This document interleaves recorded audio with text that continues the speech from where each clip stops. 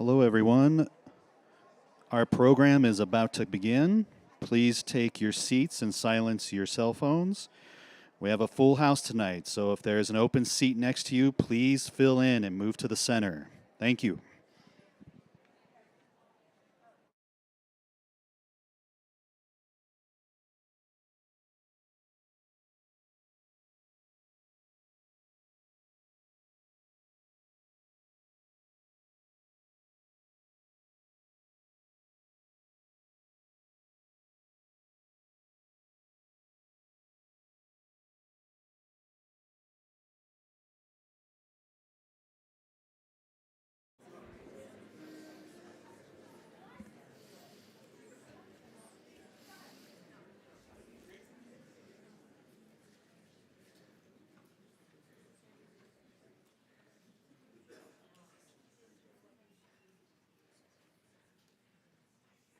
Good evening. Hello, everyone. My name is Jenna Moe. I am the Senior Director of the Society of Fellows here at the Aspen Institute, and it's wonderful to see another full house and smiling faces. Thank you all for joining us. I know that Aspen is rich in cultural opportunities, and it's an honor that you've chosen to spend the evening with us, so thank you for being here.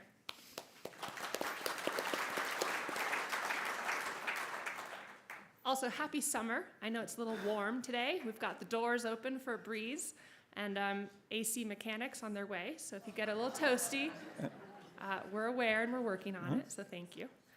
I'd like to acknowledge my colleague, Crystal Logan, Vice President of the Aspen Institute and Director of Aspen Community Programs. We present the summer series together, and it's a delight to have her leadership and expertise in curating the summer speaker series and to work with the various teams of the Institute. So thank you to Crystal.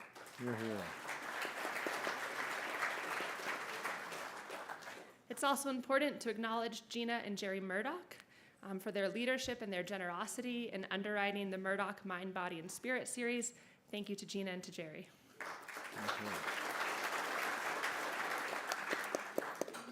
With their generosity, tonight we are presenting Lifespan, Why We Age, and Why We Don't Have to. And I'd also like to acknowledge the members of the Society of Fellows who are here in the audience tonight. With their generous contributions to the Institute, we are able to make evenings like tonight free and open to the public. And members of the Society of Fellows go deep with the work and the impact of the Institute to drive change through leadership and dialogue. So thank you for your annual support. It means a lot to all of us. And if you're not a member, please join us. Yes.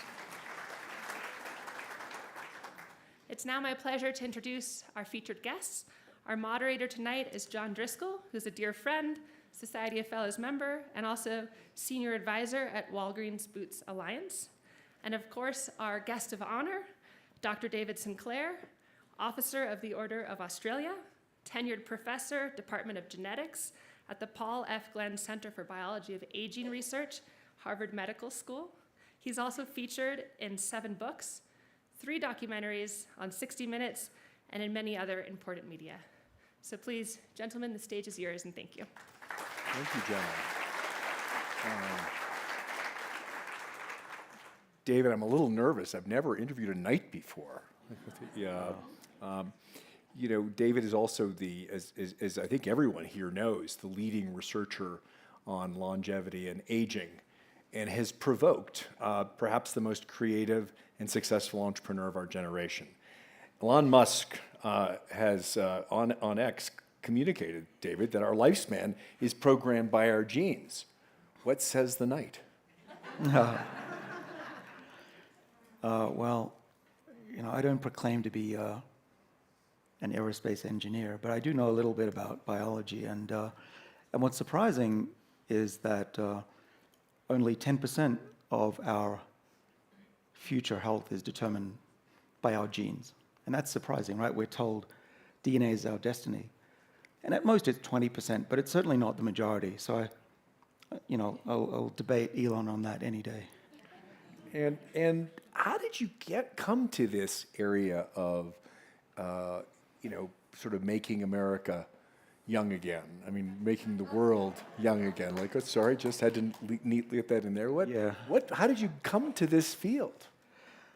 Well, the first thing is I came to the US.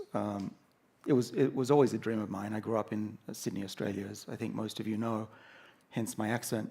But I came to the US because especially Boston, it's this world center for biotechnology and discovery. You were there, you were in a lab that discovered how DNA separates in the cell and copies itself.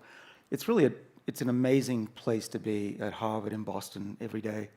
I'm grateful to be there. And I sought out Boston as a place to go to because it's the Mecca. I think if I was born in ancient Greece times, I would end up in Athens. I'm just attracted to where the action is happening. And Sydney, though it's a beautiful place to live, it's not really the place of action for world change. And I not only do I want to make Americans live longer, it's now my home, it's my country, but my hope is that for many generations, perhaps indefinitely, as long as civilization exists, that the research that we're doing will benefit the entire planet, both rich and poor countries, old and young people. And is it really true that Robin Williams was your inspiration at age 20? Could you maybe explain that, which doesn't show up in your scientific background?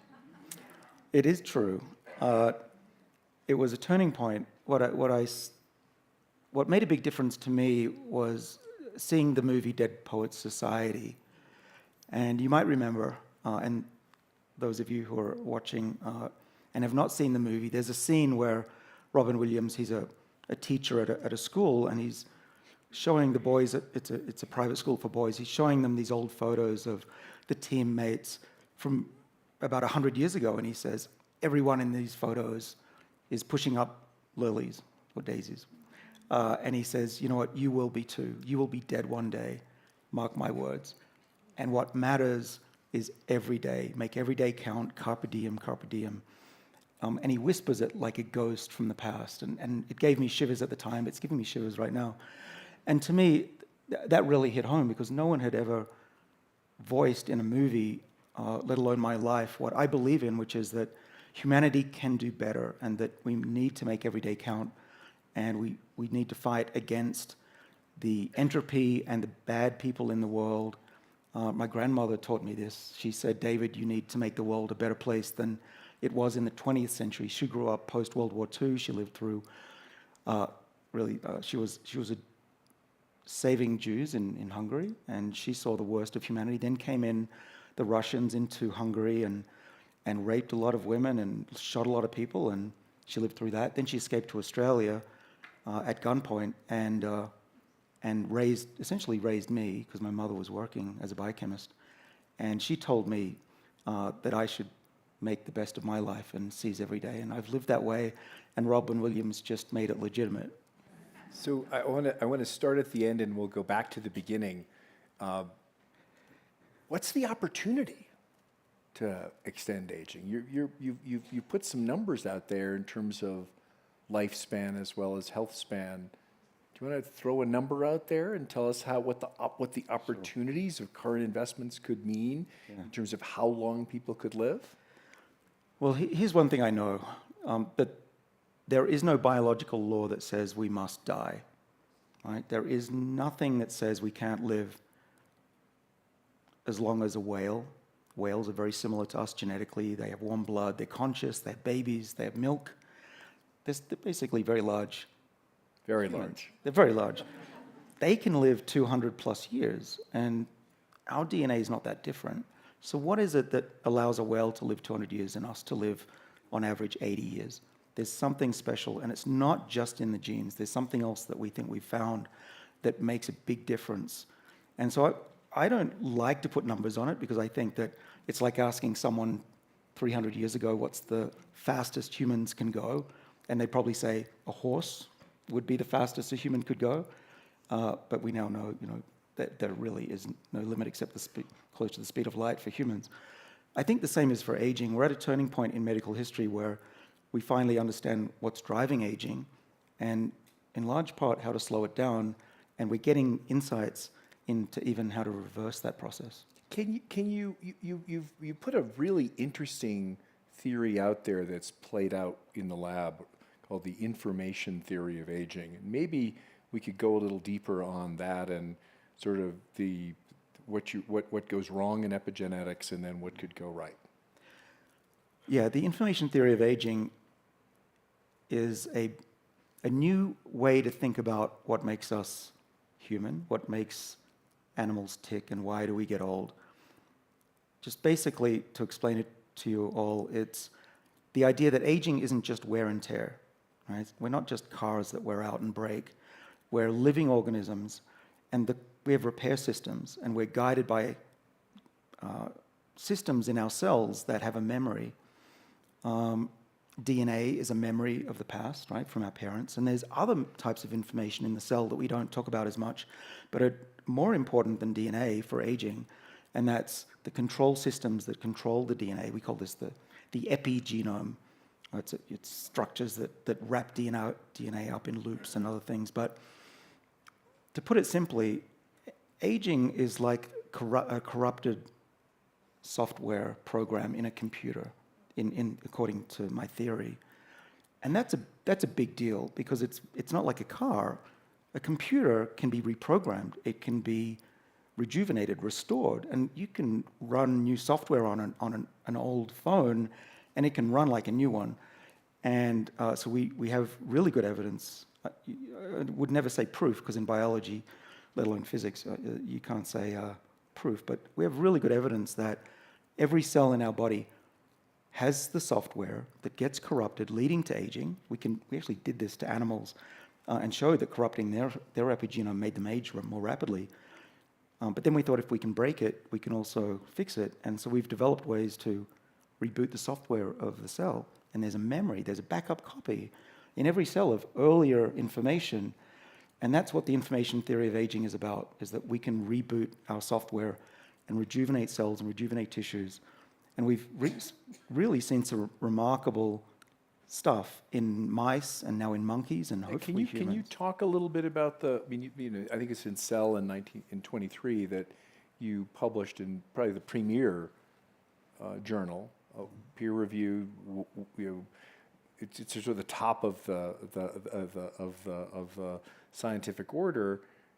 What you showed and what you proved, what I would say, based looking at the work, proved in mice. Thanks, John. You're very kind. Well, so that paper means a lot to me, because it was 46 people's work. All right, I'm just the representative. It was 13 years of hard work. It was started at a time when nobody thought that information had anything to do with aging, certainly not the epigenome. And so there was a lot of risk. And the information theory of aging was barely heard of, and there was nobody paying attention to it. But my team and my collaborators, they bet their careers that this was something to work on. And 13 years. It went so long that we lost 3 of our scientists along the way. 2 to COVID and 1 from old age. But still, it was a massive effort, so I want to give them credit. But what they showed, and we finally got it accepted, and I think it took that long because the world wasn't ready for it, actually. But finally, the world was ready for it, and what we showed was that when you corrupt the software, the epigenome of a cell, of a human cell, or even a whole mouse, the mouse gets older. It gets diseases of aging. Its brain gets older, its kidneys, its skin gets gray hair. We can even measure the biological clock in many different ways. And this mouse that we treated, hundreds of mice that we treated, they were older by about 50%. And of course, our goal is not to make mice get older, of course. That's not really what our main purpose was. It was to show or test the theory. If we were right, we would see aging. If we were wrong, we'd not get aging. We'd get probably a dead mouse. But we got aging, and so that was the first evidence. And the title of that paper was Evidence That Epigenetic Noise is a Cause of Aging in Mammals. And then to complement that, we had a paper in another journal called Nature, where we actually... Also top of the heap in terms of peer review. Yeah, we fight for these papers to get into top journals. And that one was a big one too, because that one showed that you could reinstall the software in an animal and reverse aspects of aging, and even cure blindness in mice that had either had damaged eyes, or had glaucoma, or just became blind through old age. And I figure if you can cure blindness, you can cure a lot of other diseases as well, and that's what we're working on currently. And maybe I'd love you to touch on what epigenetic noise means, and maybe I love the example of the piano, and then maybe we'll talk about the primate stuff. And I appreciate your questions. It's obvious that you've read my book, which is great. It's a good book, by the way. It's it's a lot of time to invest, so I appreciate anyone who's read it.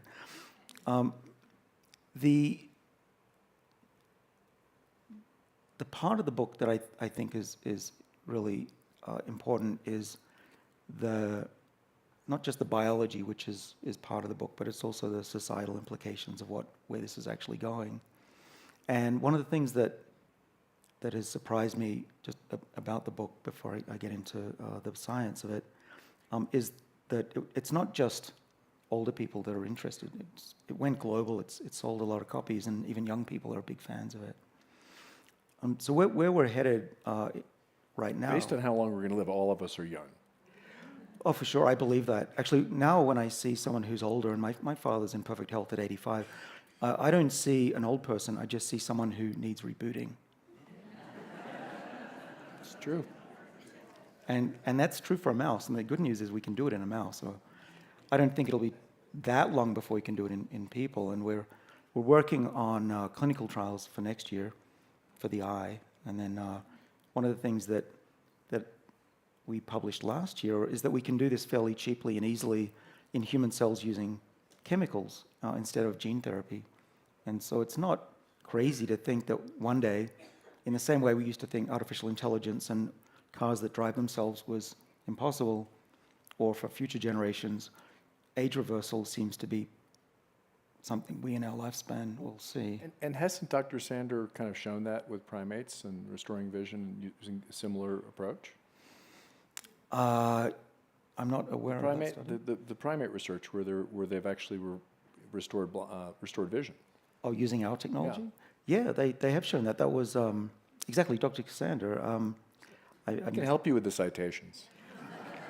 Yeah, I thought you said Sander, but yeah, Cassandra. It's KS, so. Yeah, probably you're right in pronunciation.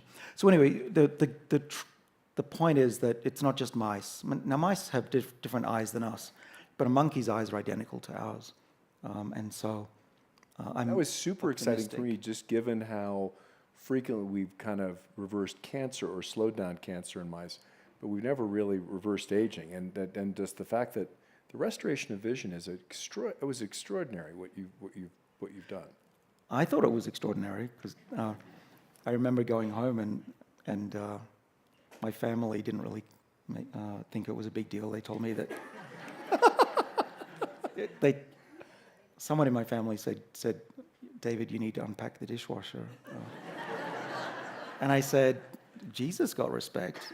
So, that was my joke. But I think curing blindness is a big deal because we didn't choose the eye because it was going to work. We chose it because it was difficult. You know, similar to JFK going to the moon. You choose to go there because it's a challenge. And if it's going to work in the eye, I think it's likely to work in other tissues. And if you're wondering, what do we know now? Well, since that paper in Nature, we and many of my colleagues now, there are whole conferences on this age reversal technology. I was just in Barcelona with probably a few hundred scientists doing this. So I know the latest is age reversal in the brain. We've done this in my lab, and others have done it. Amazing. We can cure Alzheimer's or at least reverse large aspects of Alzheimer's in a mouse now. Hopefully, reversing the age of the human brain will have the same effect, which means that memories will come back, ability to learn will come back. That's what we're hoping. We've shown that we can reverse aging in kidneys and liver, and what else? We're doing peripheral nerves. We're looking at whether we can treat and cure ALS, which is something that Serena, my partner, has in her family. And so and the skin we've done as well. We're looking at reversing hearing loss. We've got some early results there.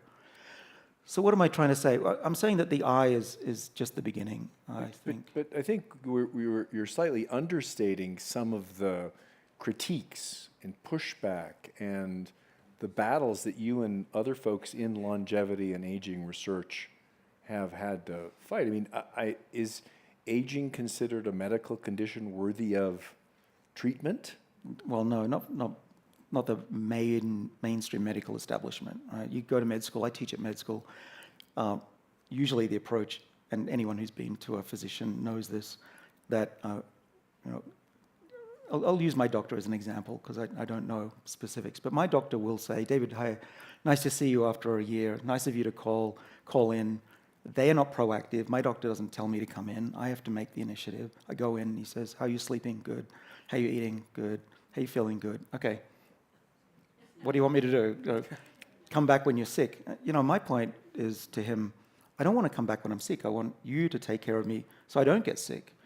Now, increasingly, there are a lot of doctors who are getting on the bandwagon now. As you probably know, longevity is becoming quite fashionable. So there are some doctors that are up to speed, but most doctors still think that their job is to treat diseases, not prevent them. And certainly they don't think of aging as a medical condition like I do. I've written in my book, I've spoken publicly, that if aging is defined as a medical condition, and we can choose to call it whatever we want, we can call it purple if we want, but I think if the FDA in this country or the equivalent agency in another country calls aging a medical condition, it's going to be very similar to how we used to view and now view obesity. You might recall there was a time not too long ago, maybe 15 years ago, where obesity was typically, you have no self-control. You're fat because you eat too much. It's not medical. It became a medical condition. Doctors wanted to treat it, and now we have some medicines that are amazing. A little overused, but they are amazing. And the same will be, I predict, for aging. The first country to declare aging a medical condition will attract a lot of investment, a lot of attention, and I think a lot of other countries will follow suit. I'm hoping that the US will be the first, but there are a lot of other countries interested, Singapore, UK, Australia, just to name a few. How are we doing as a country in that battle to research, investigate, and combat aging? Are we ahead, behind? Is this something we could pit ourselves against the Chinese and lose? Well, there seems to be a global battle on this topic, similar to AI. The good news is that we, as a country, are really far ahead currently. Most of the world's major papers on aging research have come from the United States, and maybe 20% from Europe. So we are the center of the universe for longevity research currently, but the rest of the world is catching up, particularly China. They've invested a lot of money in this, billions. And the Middle East is investing, just to take one country, Saudi Arabia, they have pledged $1 billion a year in longevity research. So we may not stay leaders in this if we don't keep investing. And actually you might be saying, well, wow, the payoff is in the trillions, obviously. In healthcare, we've calculated this. We should be investing as a country in this technology. Well, less than 1%, a fraction of 1% is invested in aging research right now. Most of it goes to specific diseases that are caused by aging. But really, my hope is that we'll put more money into understanding the root cause of these diseases, which I believe are all the same. Heart disease, diabetes, Alzheimer's, all mostly have the same root cause, the mechanism, the corruption of the software, and the body can no longer cope with the problems of the brain and the kidneys and the liver.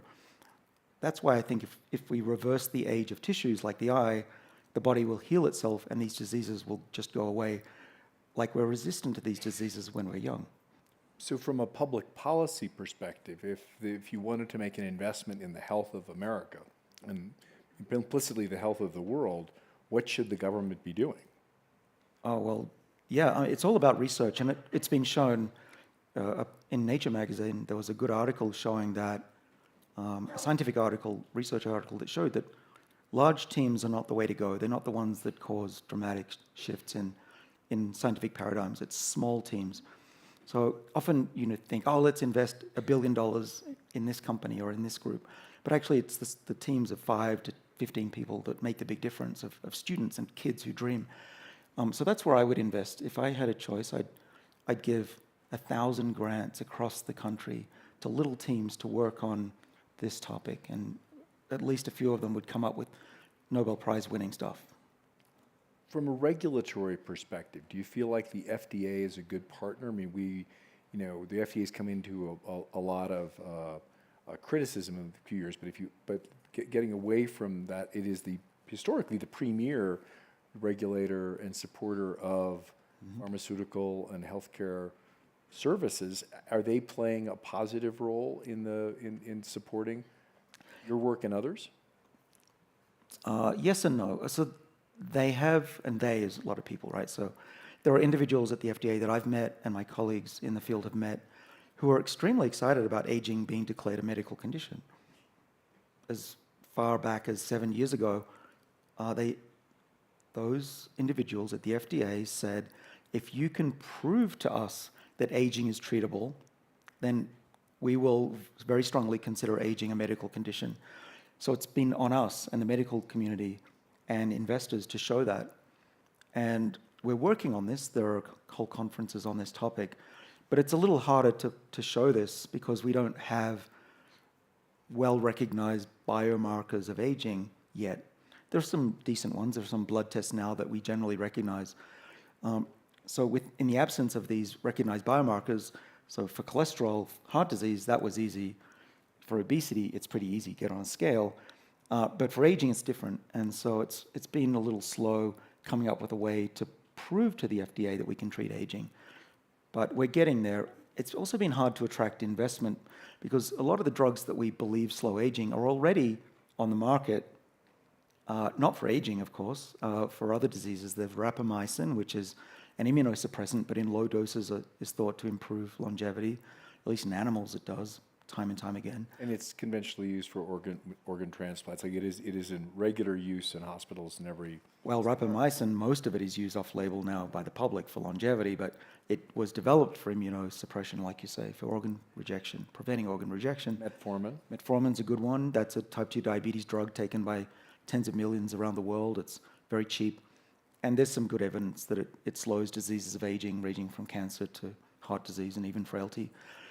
And so these drugs are being used off-label, but to get an investor to give money to it's probably going to be $25+ million to show that it's slowing aging, not just associated with slower aging, but actually placebo-controlled trials. It's been challenging for those who have tried to do those studies. TAME is one for metformin, and they've really struggled over the last 7 years to raise enough money to do that. And it's a massive study. It's like 45,000 people. Yeah, unfortunately. But there is hope. There are a lot of drugs in development for other diseases. For example, the eye work that I'm doing. I've started a company 10 years ago that works on NAD boosters. Probably some of you know what NAD boosters are. There's NMN and NR is examples. By the way, I was shocked to hear that NMN, one of the molecules that we first worked on in my lab 10 years ago, is now a $2.5 billion industry. Well, and apparently there's a lot of people selling it with your likeness that you have nothing to do with. Well, I don't sell molecules on the internet. And which will shock anyone who Googles David Sinclair and age. Well, every couple of weeks, our attorneys are sending out cease and desist letters. It's quite expensive, but you do what you have to do. Do you want to tell the experience of going through the Singapore airport and see? Oh yeah, so Serena and I we're in Hong Kong. Hong Kong, sorry. And I moseyed on into the pharmacy just for something to do, and a woman came up to me and showed me a sign. It was a big sign with lights and it said NMN, and she had no idea who I was, of course. And she said, "Let me show you this new thing." And Serena and I went up to this 2 rows of shelves of NMN, lots, and I picked one up, my name's on it. Picked up another one, my name's on it. So the work he's doing is remarkable, but you're not really getting fair treatment on your name and likeness. Well, no, actually, I'm accused of trying to take NMN off the supplement market, which is also not true. And the reason is that we're using NMN, a version of it, as a drug candidate. We're doing what I call the ethical path, which is having raised many millions of dollars to conduct clinical trials with this molecule. And that's another company called Metro Biotech. But we've got decent results now, and by we, of course, not me, it's my colleagues at Harvard. Shelley Basin is the PI at Harvard who's done this. And so with NMN, if you take 1 gram or 2 grams, you can raise NAD levels. NAD is something that declines with age, and it turns on defenses of the body, something we first discovered in yeast back when I started my lab 25 years ago. And so the point is that these clinical trials have shown dramatic effects in people so far, lowering cholesterol, bad cholesterol, lowering of blood pressure, lowering of triglycerides, body weight control, lowering of body weight, and some decent evidence of improved fitness, which is what we see in the mice. The mice on NMN run a long way. They even broke the treadmill, as you know from my book. And so right now we're doing 5 separate clinical trials, one in a rare disease called Friedreich's ataxia, and the one that's probably most interesting is taking really fit men. We should do women, of course, but just to save money, we're doing one sex, and also because it's being funded by the military, U.S. military. We hope to see gains in blood flow, oxygenation, which is what we saw in mice, if it translates to humans. And so I guess one way to end what I'm saying that's important is there are lots of ways to get a drug that can slow aging onto the market. And aging right now is not the way to do it because there is no disease called aging. When you think about all of the work that's being done all around the world, but particularly in the labs that are in the U.S. and doing remarkable stuff, what's the impact of the sort of order of magnitude increase in compute power and artificial intelligence on the work? That's a really good question. And I was recently following Sam Altman on stage, and that was the perfect juxtaposition. It's big, right? But you also have to be aware that there's global competition. But in our work, we use AI. I think any biologist, perhaps you could say any scientist, but certainly in biology, if you're not using AI, you're going to get left behind. Because we can conduct, instead of one experiment a day, we can do millions. In fact, you could argue we can do trillions. So what we do, for example, you might say, how does my lab use AI?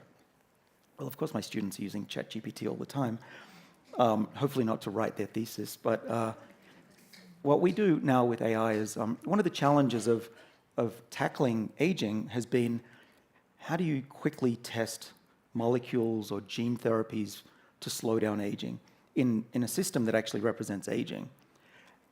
And doing it in mice would be prohibitively expensive. Of course, doing it in humans is even more expensive. So what we needed was a way to screen millions of cells, billions of cells actually, for young versus old and old being reversed back to young.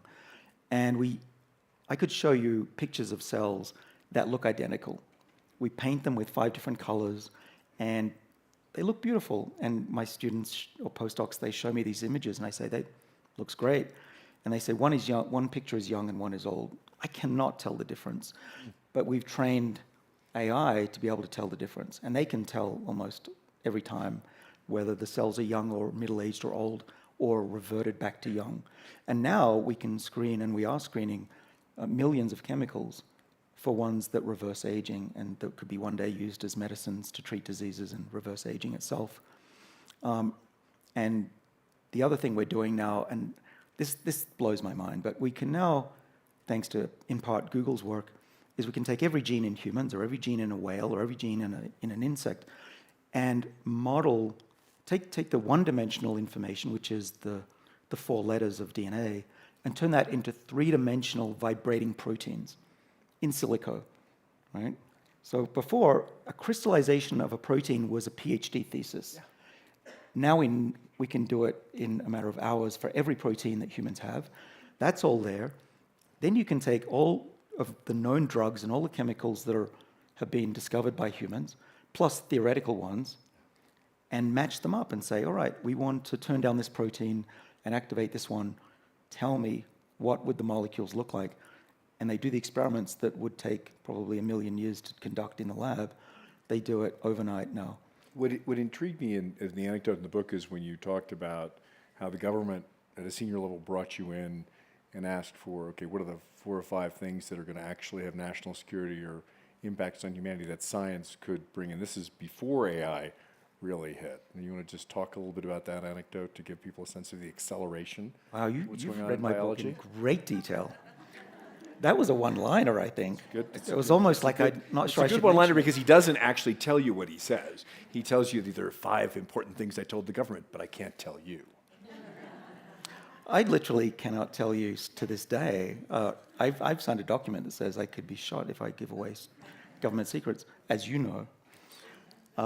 But what I can say is that I have been asked to give my services to the US government, from everything ranging from biodefense, and as you've been involved in that, to fitness and the Navy SEALs. I'll tell you an anecdote in lieu of giving you, national secrets. The story is that I was at the Pentagon, and we were talking all about this stuff, and they were very surprised at how advanced some of the technology was.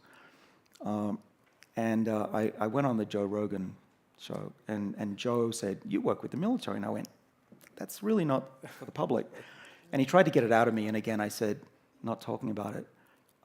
But it got me in some heat, and I almost lost my funding for that. But the irony is that just a few years later, I guess because the work was now popular, the government put out a press release that said, "We're working with Sinclair." So I guess now it's okay to talk about. But I think if my recollection is correct, you gave them 5 things that could happen in 10 years, and 2 of them happened in 6 months. That is true. That is true, and that is public knowledge. And that blew my mind too, because technology is going so fast that even I, as an optimist, underestimate the pace of change. I think that's a cautionary and a reason to focus on the work that you're doing, because I do think that AI will accelerate what we can do in silica that we could only previously do on the bench. Yeah, it will. It blows my mind how fast we go these days. And so my PhD in Australia, it was to clone the genes involved in metabolizing an amino acid called glycine. And it took me 4 years to complete the that. yeast stuff? The yeast work. I was working in yeast because No wonder people in your family didn't take you seriously. it smells really good. So I like the organism. But what took me 4 years, now you can do in about 10 seconds. Yeah. Yeah. So everybody, David, would love to live better, live stronger, live longer. Based on what we know today, what's the advice that you can give that's not top secret or code word controlled? Yeah. Well, I know Robert Waldinger from Harvard was here last year. Some of you probably saw him. He's got the best. And maybe I can add to him, because I don't just want to repeat what Robert said. Dr. Waldinger, I should call him. But I do want to start with that, because it's not that hard to live long. My father doesn't do a lot. He's 85 in perfect health. He still drives a car without glasses at night, better than most people my age. I'm 55 now. And so he's a beacon of hope. And what he does is, with a few little tweaks we can talk about, he doesn't smoke, doesn't drink. He used to, but doesn't. He exercises a few days a week at the gym. And he walks a lot. He walks about 6 miles every few days with a friend. He has a great social network. That's actually number one. Have someone you can rely on. If you have a spouse or a partner who you can whine to and they'll listen, that seems to be the most important thing. Don't be overweight, and don't stress. Those were the main things that he found by looking at lifespans of people. But that's just the minimum. And that gets you 14 years on average of extra life. That's the easy 14 stuff. 14 years. Yeah, right. That's just point. Let that sink in, yeah. Right. And that's easy, right? What else could we add to that? Well, there's certainly nutrition, and my partner Serena has educated me a lot on this. I've largely given up meat and alcohol because of it, and dairy. And my appearance even improved within a matter of months, and also my inflammation in my bloodstream. So it's what you eat as well. And I used to think vegetables were for decoration on a plate. They aren't? And I've since learned, because Serena's, among other things, a chef trained at Le Cordon Bleu. She showed me how vegetables can actually be tasty. It's not just vegetables, it's legumes, it's hummus, it's baba ganoush, all of these great things. Think Mediterranean diet. I gave up alcohol because we actually now know, despite what I was professing 20 years ago, that even 1 glass a day will damage your brain and make the gray matter smaller, unfortunately. So it doesn't mean you have to never drink wine again. It's just what I was doing, which was a few glasses every night, was definitely something Serena alerted me to. So I don't do that anymore. but I used to be the red wine guy. I don't know if you remember. Resveratrol was, when I published that paper in 2006, the sales of red wine went up and stayed up by 40%. Again, another industry that should really thank my lab. But yeah, it's what you eat, and you can use food as medicine, so that's one. Get enough sleep, or at least get very deep sleep if you can. The circadian rhythm and the NAD chemical that we've talked about goes up and down during the day, and if you disrupt that, that cycle also affects the sirtuin genes that we work on that control longevity. Do you know that if you disrupt the sleep every night for 2 weeks of a rat, it develops type 2 diabetes in just 2 weeks? Wow. That's how important sleep is. And I will tell you that for Serena and I, we're guilty of a lot of travel and not enough sleep. But one of the antidotes has been to get deep sleep instead. And instead of sleeping for 8 hours with 20 minutes deep sleep, we sleep for 4 hours and get an hour, or even in Serena's case, a few hours of deep sleep, which is the way to go. So how do you get deep sleep? I don't know if we have time, but basically it's there are some supplements. Serena talks about that online, so you could look up her. I don't want to promote her supplement, but she has one that's very good. If your father asked you what he should be taking. Oh, my father. Let's go back to him, because he's the beacon of hope. When I call him up in Australia, which is pretty much every day, I ask him how he's doing. Not because I care, but because it would look really bad if he got sick. I'm joking. I really do care.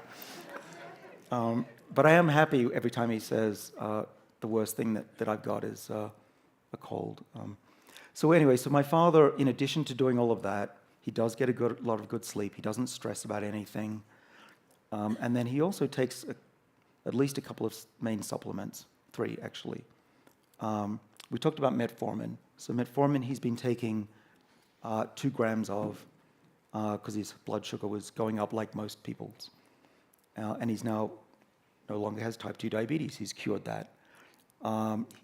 He takes NMN at 1 gram a day, the supplement, and so that's just swallowed.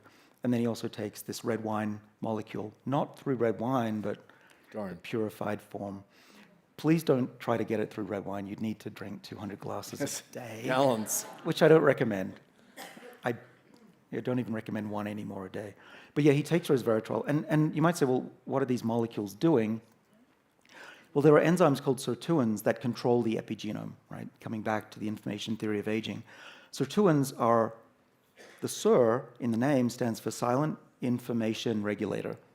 And these were discovered close to 35 years ago, and no one paid much attention to the word information, but it was right there in the name.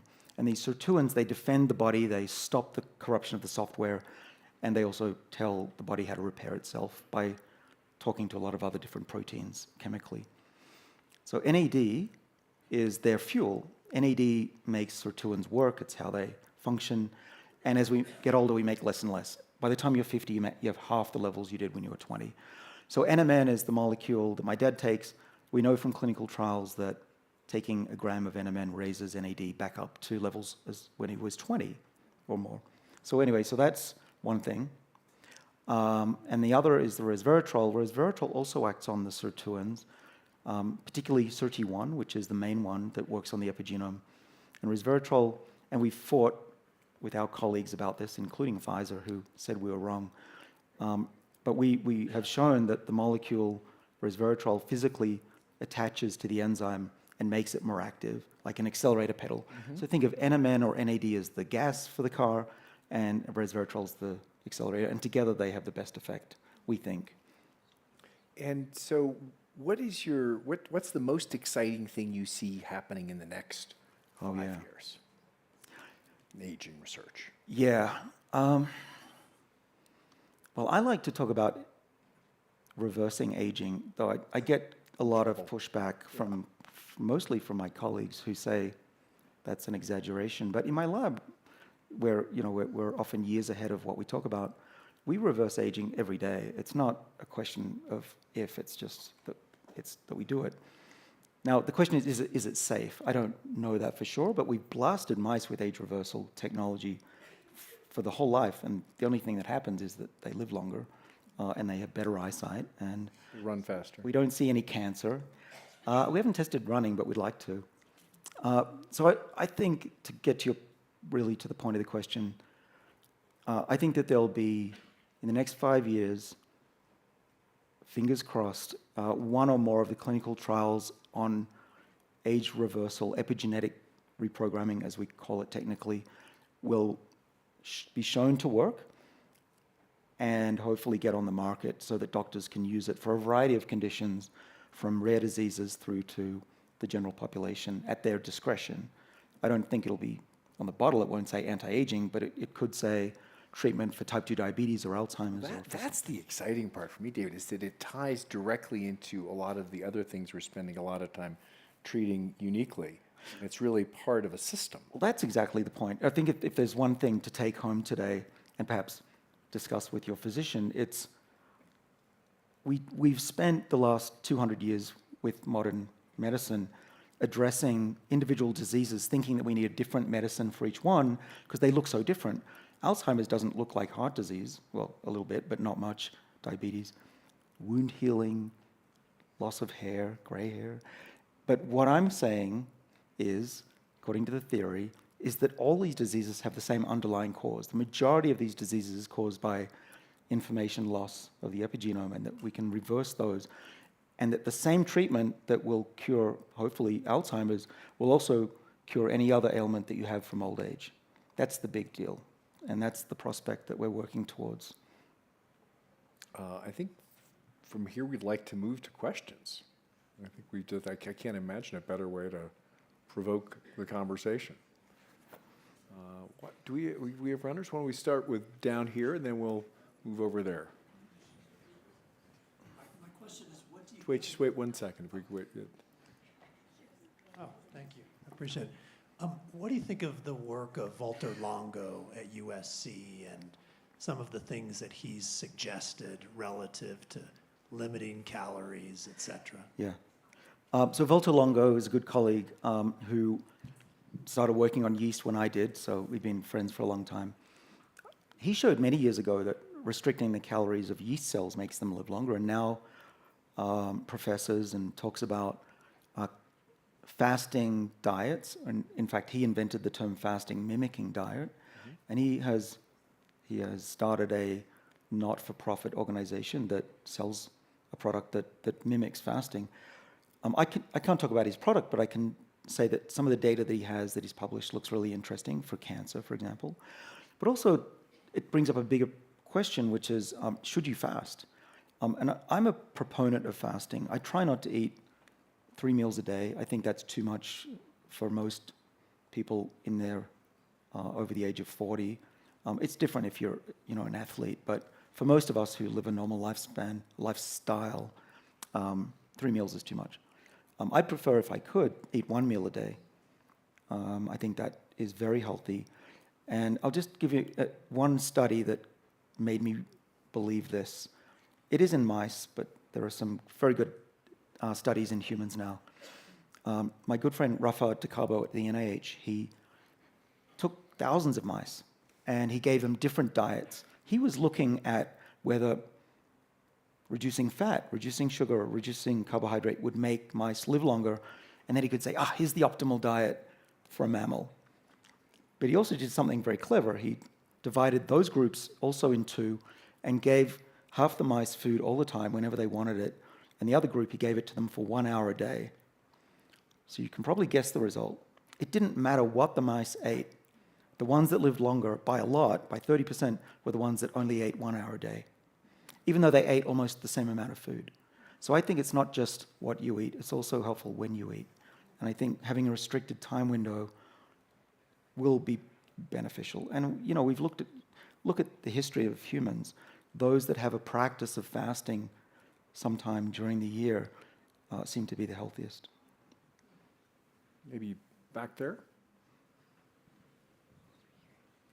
You mean you can reach them? Yeah. Thank you. Thank you on behalf of everybody for relentlessly pursuing your passion and purpose for 20 years, but also making it available to folks who can participate in the research and take things like metformin and do that now instead of waiting. Sorry if you couldn't hear me. Well, thank you. We can hear you. Like our friends in the frontier of AI, they've received some criticism about what the world is going to look like when AI hits.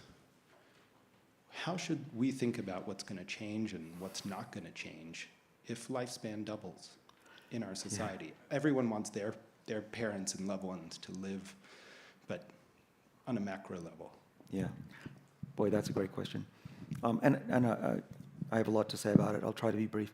I just want to get back to the fasting for a second because I wanted to mention the reason fasting works, we now believe, is it turns on the sirtuin activity. So you'll raise your NAD levels naturally by fasting and turn on these longevity defenses. So we call it hormesis. What doesn't kill you makes you fitter and stronger and probably longer lived. So what does the world look like if we double the human lifespan? Well, the first thing I want to say is I don't think we're going to double the human lifespan anytime soon. It'll be gradual. We might get there one day, but adding another 5 years it would be great news. But what does the world look like? First of all, there's the social aspect. I think that every human life is valuable. It's not about keeping people alive for longer. It's about keeping them disease-free for longer. So we all know people who have spent the last 5 or even 10 years of their life in a state that you wouldn't wish on your enemies. That I want to get rid of. I want people to live till the last day as productive and happy and healthy and less of a burden on their families as possible. And it's true, the longer you live, the less burden you are on family and the country. You die quicker, sometimes just overnight for no apparent reason. So that's the goal. Because I don't want you or anybody you tell this to get the idea that we're going to be a nation full of people with Alzheimer's. That's the opposite of what we're trying to do here. In fact, in my lab, if we can't preserve the age of the brain or the health of the brain, then we don't work on it. What does the world look like where everybody lives twice as long? Well, it's hard to imagine, really. We have done studies of what it would look like, at least in the US, if we extended healthy lifespan by 1 year or by 10 years. Economically, it would add $86 trillion to the economy for 1 year and $365 trillion for 10 years. That's in the long run. That would be as big a saving as if we no longer spent money on the military. That's a big deal. But this would free up money to tackle climate change and other things we need to do. It's not small numbers. In a world where we lived twice as long, I think you'd want to choose your partner as well. You'd be able to. One of the things that I really like about the idea of people living longer is there's so much wisdom that's accumulated, both in history, of memory, and experience. And I know this as I get older. Decisions that I can make like that, it would take me months to figure out when I was younger, and that's a great loss. Everybody is a great loss that dies. But keeping people healthier, they can take care of their great-grandkids. They can be productive. They can be wise. And imagine we could have a Congress full of people who... Well, maybe just to add to that, David, you could talk a little bit about there is a two-class problem right now in terms of increasing lifespan, and where I think it's rich people have added about 6 years of life, and poor people a lot slower. And it got bad during COVID, but it's pretty consistently a two-class problem. And I think as you think about lifespan and extending, how do we address that, particularly in the U.S., where it just feels like it's more that problem is more extreme? Right, and it's becoming even more extreme. There's a world in which people can afford to have the best medical care and can see longevity doctors and get the right drugs, and they get full body scans and DNA tests that'll essentially prevent cancer. In fact, I believe with the right resources, we have enough technology that you don't have to get cancer or heart disease because you can monitor it very, very carefully. Or if you do get them, it will be unlucky.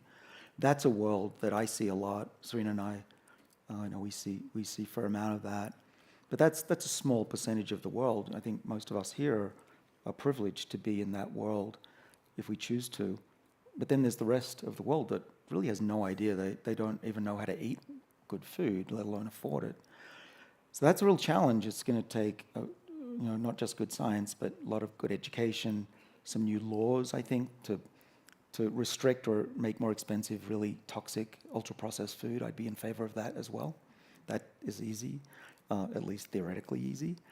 But yeah, it's a problem. And one of the things that I try to do with Serena, and Serena was on the road with me almost 300 days last year, educating the world as best we can about what can you do, just the small things that can make a big difference in health, even if you don't have access to MRIs and this kind of stuff. But yeah, it's not a problem that I think will be solved overnight, clearly. Just one final thought on this. All new technologies are for the wealthy, right? The Wright brothers didn't make planes, and everybody, not everybody, but most people didn't have access until the 1960s and 70s, and even now it's still fairly expensive for most average people. Digital, flat screen TVs, these are technologies that start off. I remember going to my uncle's house and seeing a flat screen TV, and it was $25,000, and it was magical. Now you can get them for $250.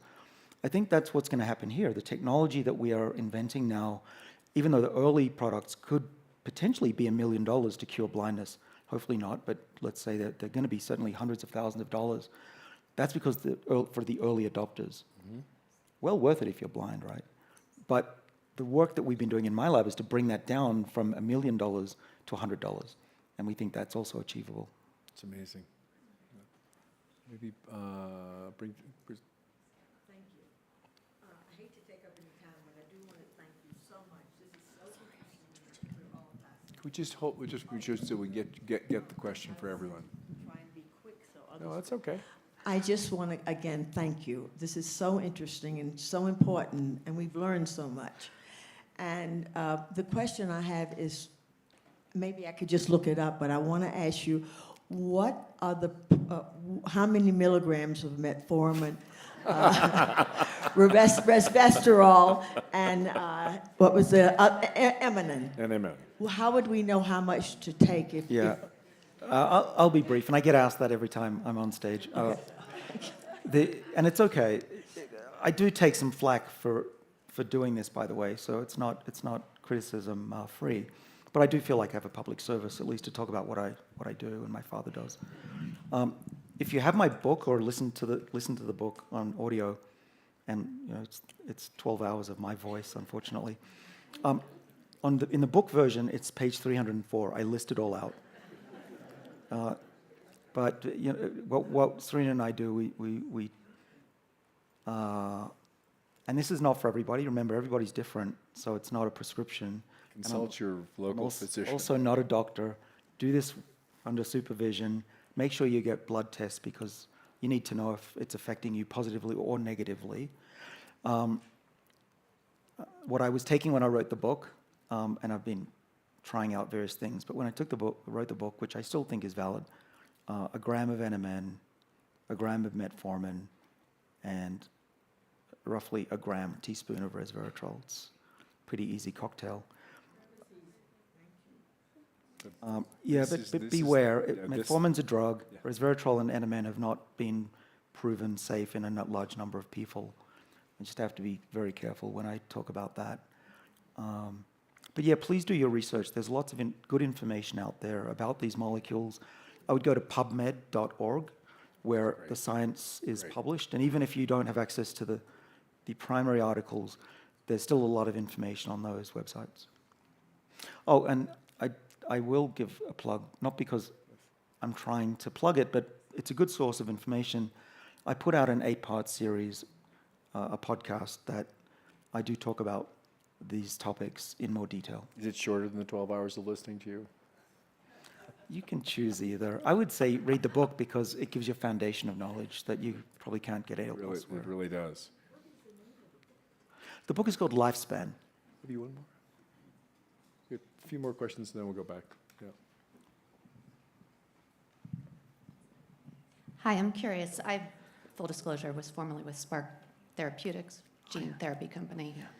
And one of the things, the research was great, a lot of it was going on. How are you now thinking about partnering with the big pharmas where you are going to change, and it's a huge paradigm shift in how drugs are marketed, how they're priced, and it's a threat in curative, when you're bringing something curative that before was a lifetime of ongoing payments from the patients. And just to, so I understand, a threat to whom?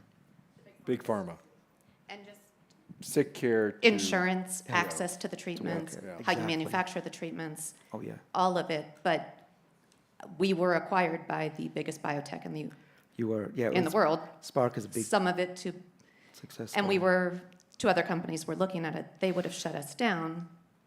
Roche is funding. But I'm just curious, Yeah, with that mindset, when you are a threat to their bottom line, for sure. and you're saying the question of when you look out in the next 5 years, how are you thinking about the shift that has to occur within Big Pharma? Yeah. Wow, that's a hot button topic, but I'm happy to address it. First of all, thank you for doing what you did. At Spark, they developed the first gene therapy for curing blindness, and I'm following in your footsteps. I couldn't do what I do without you. They, and actually, Gene is an advisor to us. So. The question really is about, is this a threat? And the answer is, yeah, absolutely. It's a threat to a lot of contingencies, constitutions. The pharma industry is just one, and if you look at my career, I've upset a lot of people in a lot of companies, and some of them have come after me. And I did have a company that was bought by a large pharma that was shut down, and I have some regrets there. I don't have any evidence that they intentionally shut it down, but I think if it was still under my care and passion, it would have had a champion, but it lost its champion in the big company, which often happens, right? You get new leadership and people move on, and then nobody cares about what your project is, and that happens a lot. Yeah, so that there has been a threat. I got stuck in the middle of a patent dispute between the two largest pharma companies at the time, and little old me in my lab. It was brutal because I said company X is wrong, and oh boy, the internet lit up with who does Sinclair think he is, telling company X that they're wrong, and it took a few years to prove that we were right, but it was brutal. I had folks from Harvard University come to my office and investigate, say what's going on. I was worried I was going to get kicked out of the university for what happened. It was really tough. I couldn't get out of bed for a week. I felt really quite depressed about it. Because as you know, I believe in we should all work together and we can fight for a better future. And when that kind of stuff happens, really is at least for a week, it was depressing. And then I got out of bed and went back to the lab. And the lab is the best place. I get rejuvenated by the kids and their enthusiasm. But it is a good point that this is threatening to a lot of people. They imagine the worst. They imagine disruption of the industries. And it will happen. And the good news is that most large pharmas have their own longevity projects now and are partnering with people like me. And they're getting on board, which is great. I think we have one final question here. Yeah. Yes, study of the. Can you hold the? How far are you on? Oh, how far are you on the glaucoma? Because I do Glaucoma. have it Yeah. already. How far is the study? Yeah. And what can I do in the meantime? Well, Sure. The so question was where- about. Yeah, Go ahead, John. Go for it. How far are we on the glaucoma studies? And I think everyone knows glaucoma. Those of you who don't, pressure in the eye leads to slow loss of blindness. There's very little you can do except reduce the pressure, but not all glaucoma responds, and not all glaucoma is caused by pressure. And right now, there's nothing I know that reverses the disease, only slows it down. But we're talking about potentially a cure. And so where are we at? Well, we showed that we could cure glaucoma within 6 weeks in mice back in 2020.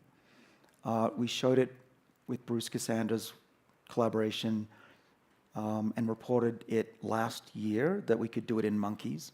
Which is amazing. I'm happy about that result.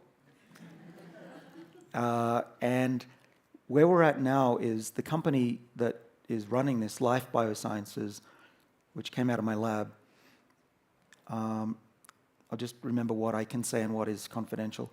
I can tell you that the drug substance is now manufactured. It's ready to be put into humans. We've had discussions with the FDA about whether they like our approach. I was very happy that they were very positive about our approach, and they even gave really great suggestions. I kid you not, they actually have saved us a lot of time and money by insights into how to conduct the trial cleverly. And so really what you're asking is, when will this be ready? The first human, if all goes well, will be dosed sometime next year. And we'll know pretty soon if it works, right? We'll just wait 6 weeks and do an eye test. I think we'll know. And so by the end of next year, I will very likely be able to tell you if it works. Now there's a second phase of all drugs where you go through a much larger group. We'll probably go from what's called from a early phase 2 to a phase 3 before it gets on the market. And so that's still a couple of years. So within 4 to 5 years, I wish it was faster, but that's really the realistic time frame given the constraints we have in this country about drug development. I'm hoping, though, that the other work that we're doing will go even faster. These molecules that we've discovered that reverse aging, they might be able to go even quicker because some of them are readily available. And we'll see, maybe we can have an off-the-shelf glaucoma treatment too. So with that, I think we have to wrap it. But David, thank you so much. Thank you so much. Thank you. Thank you,